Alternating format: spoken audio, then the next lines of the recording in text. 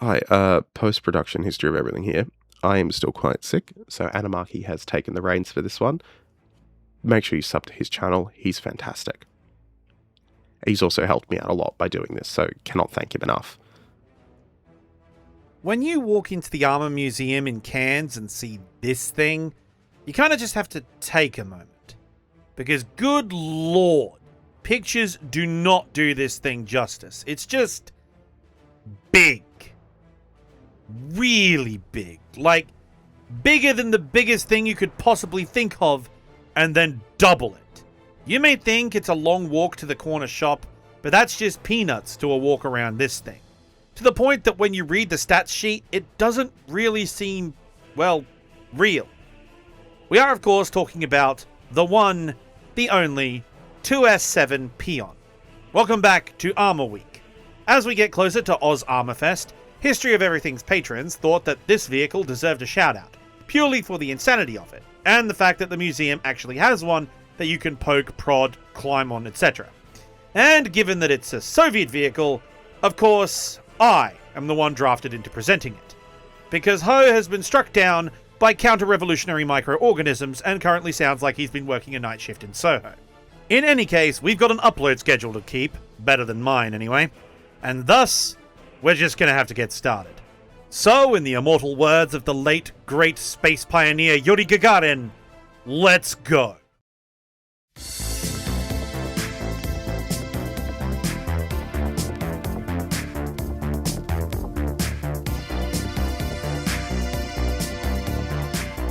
Named after the peony flower and later upgraded into the 2S7M Malka, this monster is a Soviet-designed self-propelled artillery piece built around a massive 203mm cannon. This behemoth remains, even decades after its introduction, one of the largest caliber self-propelled guns ever fielded by any army at scale, and it continues to see combat use in the 21st century, most notably during the ongoing Russian invasion of Ukraine. The fun thing, as always when researching Soviet vehicles though, is that sources on things as simple as how many were actually built all can't agree with each other. Hell, even the naming of the 2S7 is something people argue about. Naturally, it has Soviet designations and NATO ones, and they all change depending sometimes on the author. As for the total numbers, some sources put total production above 250 units, others suggest around 500, and some, including Jane's Armour and Artillery, argue that as many as 1,000 or more were manufactured. This is partially due, of course, to the breakup of the Soviet Union, because when the Soviet Union dissolved in 1991, its Pion fleet was scattered across the newly independent states that inherited pieces of the Soviet military. That's also why the vehicle later turns up in the arsenals of countries as varied as Belarus, Ukraine, Georgia, and Azerbaijan of all places. The 2S7 was first identified by Western intelligence in the Soviet Army as early as 1975.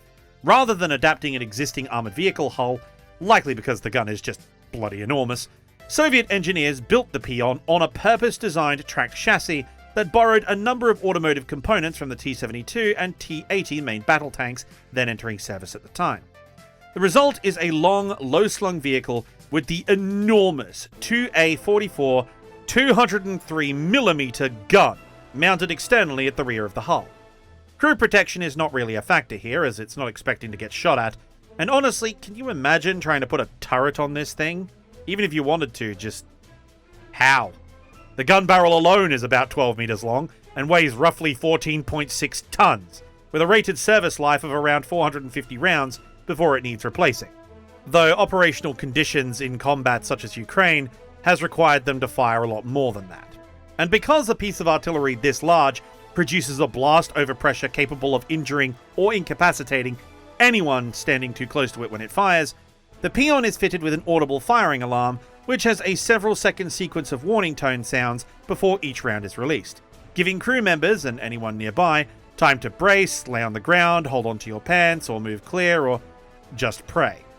Power comes from a turbocharged, liquid-cooled V12 diesel engine, generating either around 750 horsepower or 840 horsepower, depending on which source you choose.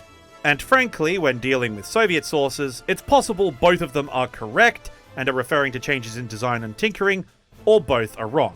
What's really interesting though in terms of power systems is that this thing has a small auxiliary power unit, or an APU, similar to an aircraft, producing about 18 kilowatts, or 24 horsepowers, of energy.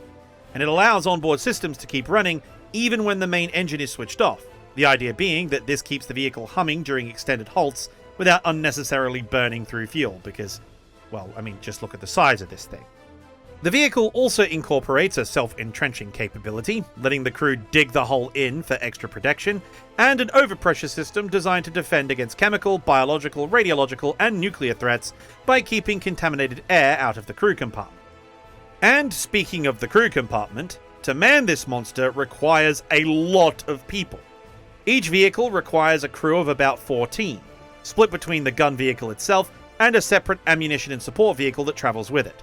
7 crew members ride aboard the Pion, along with 4 ready-to-fire 203mm projectiles, while the rest of the crew and the remaining ammunition supply, which generally numbers around 8 rounds, travel in the auxiliary vehicle.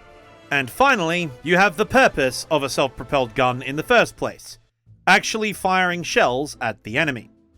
Setting the gun up to fire takes about 6 minutes, and breaking it down again for movement takes around 5.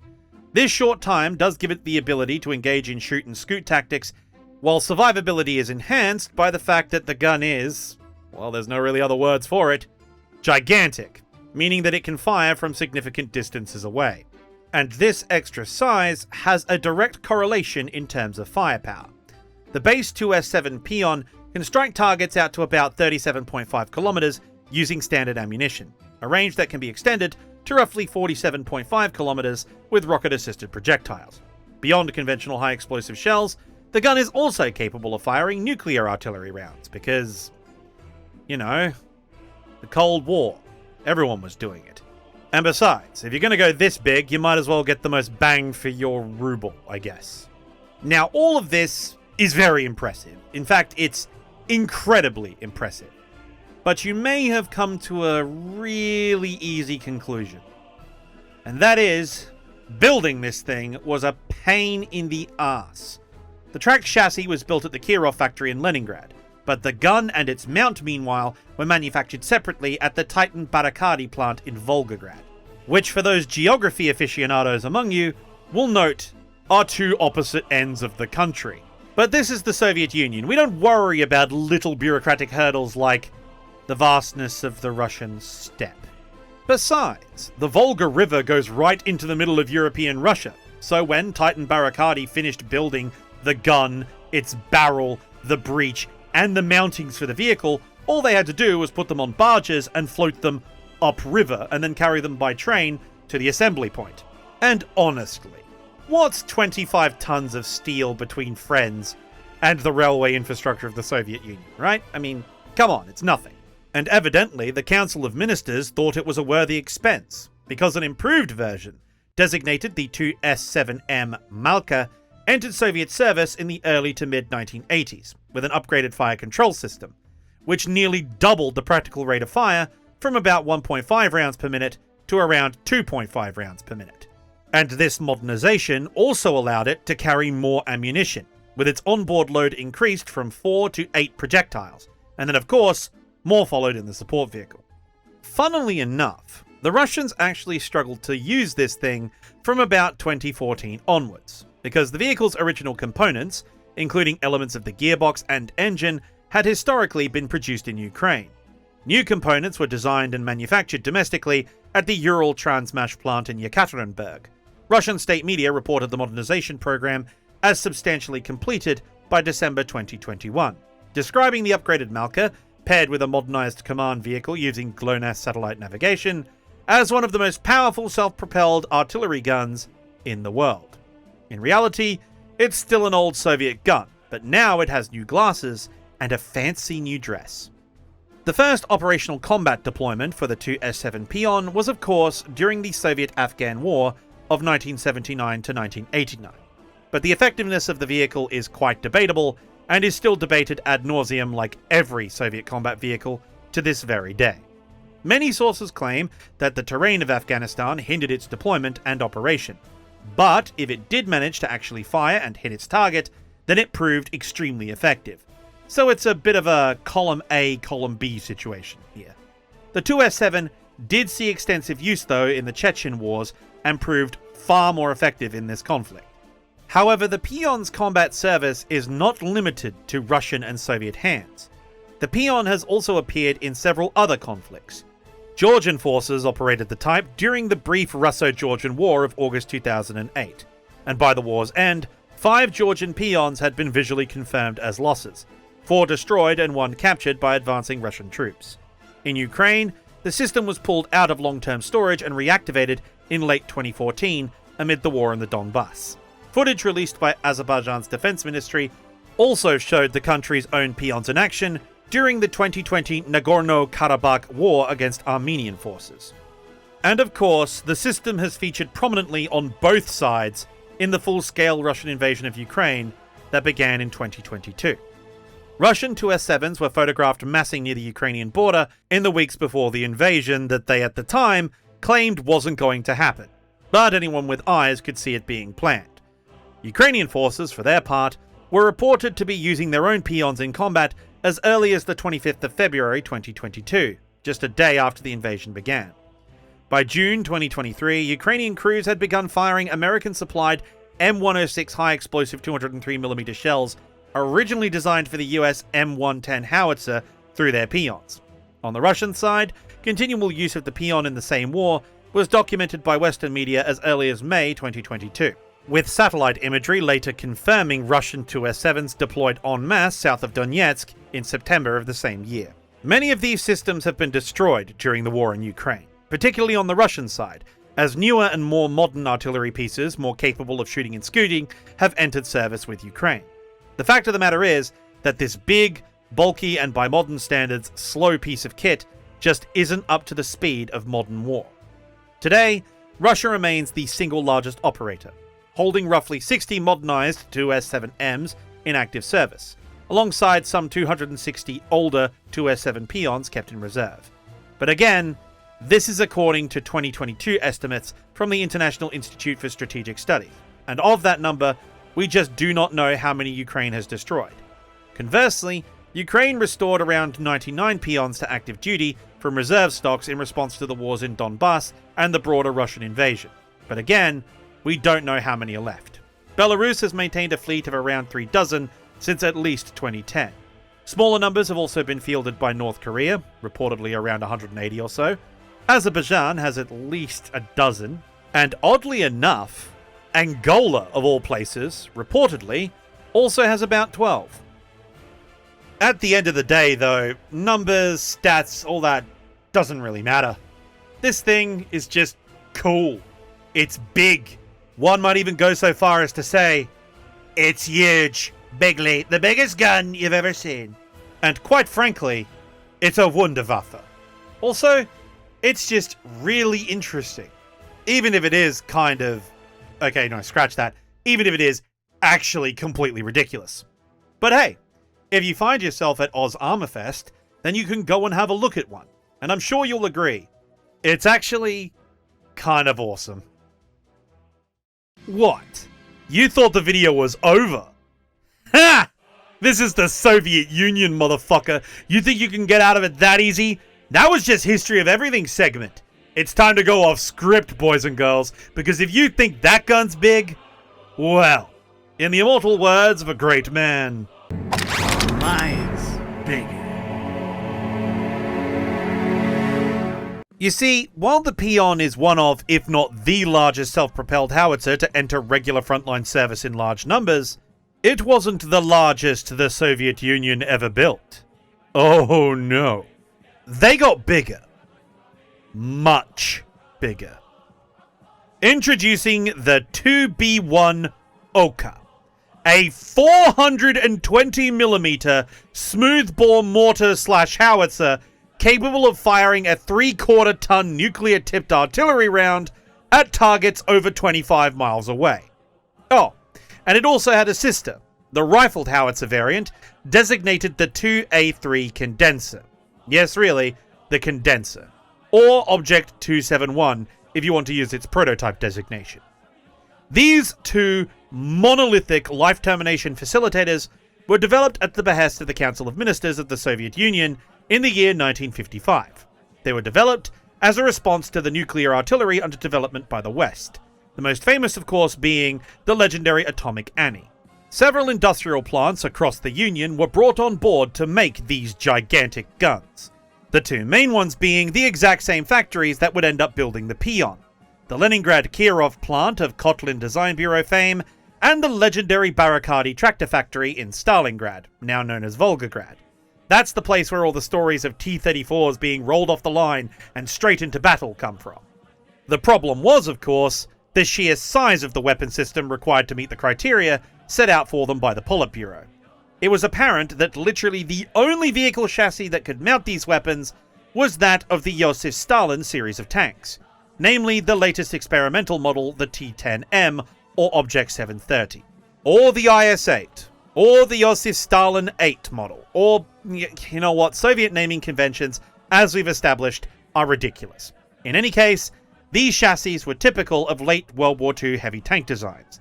It had a big engine and a big transmission, of which neither were capable of moving the vehicle around effectively or reliably. But what choice have you got? Yet somehow, using a heavy, unreliable tank chassis is actually the least difficult part of the exercise. Because once you get your massive gun into position to fire, you then actually have to fire it, which is the real hard part. Because the weight of the barrel is so ridiculous, the elevation gear for it has to be similarly massive. That in turn makes it more complex and prone to failure. Then, you have to account for the recoil. And despite the Soviet Union being officially an atheist country, there is no other word for the recoil on this weapon system other than biblical.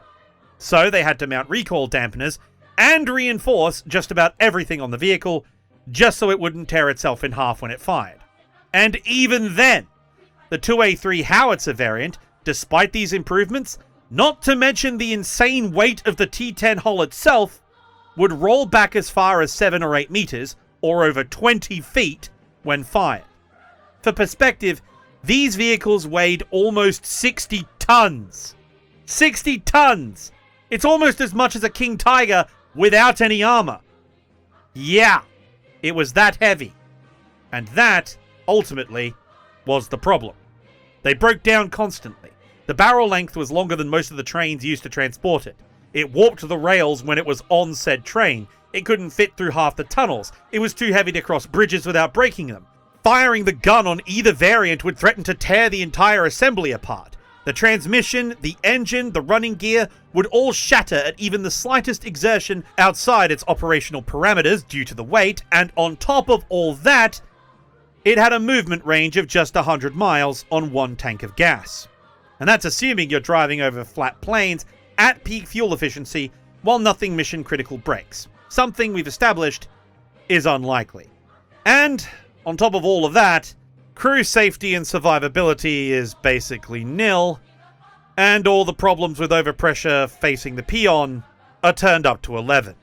As you can probably imagine, the super niche autistic details about this system are mostly lost to time or trapped in a Kremlin archive somewhere.